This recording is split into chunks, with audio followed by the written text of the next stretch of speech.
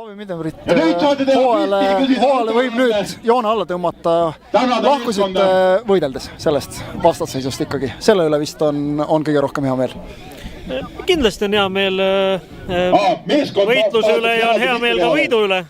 Kahjuks esimesel mänguga tegime endale väga raskeks selle olukorra ja siit oli raske välja tulla, aga võitlesime lõpuni, ma arvan, et me olime tublid tegelikult terve hooaja vältel.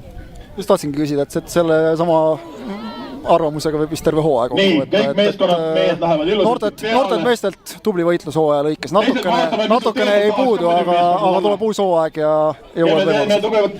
Jah, eks see on nii-öelda protsess ja pidev areng peab olema. Saime siit kõva sellise hea kooli jälle kaasa. Saime ka mängida seda mängu, mis annab ju jälle järgmise ekstra nii-öelda käigu või ekstra kogemuse ja selle üle kindlasti võib õnnelik olla. Selle võrra ilmselt oligi Kuressaare vastu raskem, et neil on ikkagi see kõrgliga hooaeg selja taga ja ütleme siis kõrgliga tempoga harjumine. Oli see teie jaoks nendes kahes mängus nagu kõige suurem probleem? Kindlasti see füüsiline pool oli nendel parem ja nad on harjunud selle kõrgem tempoga mängima, nagu sa ütlesid, aga ma arvan, et siin olid hästi pisikesed asjad ja kui vaadata neid kahte mängust, tegelikult me ju suutsime nendega mängida isegi võrdselt, ma arvan, et võrdselt. Aga kokkuvõttes ikkagi super töö, poisid, oleme teiega rahul ja tahame ja loodame, et te saate veelgi paremaks. Vist ei ole mõtet oodata. FC Kuressaare on teie ees!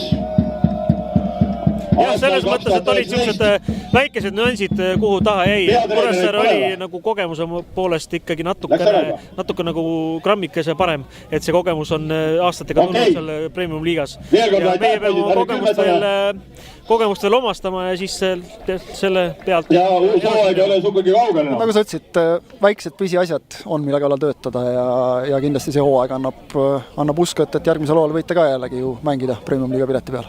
Jah, kindlasti. Ega allapoole ei taha keegi mängida. Aitäh ja jõudu!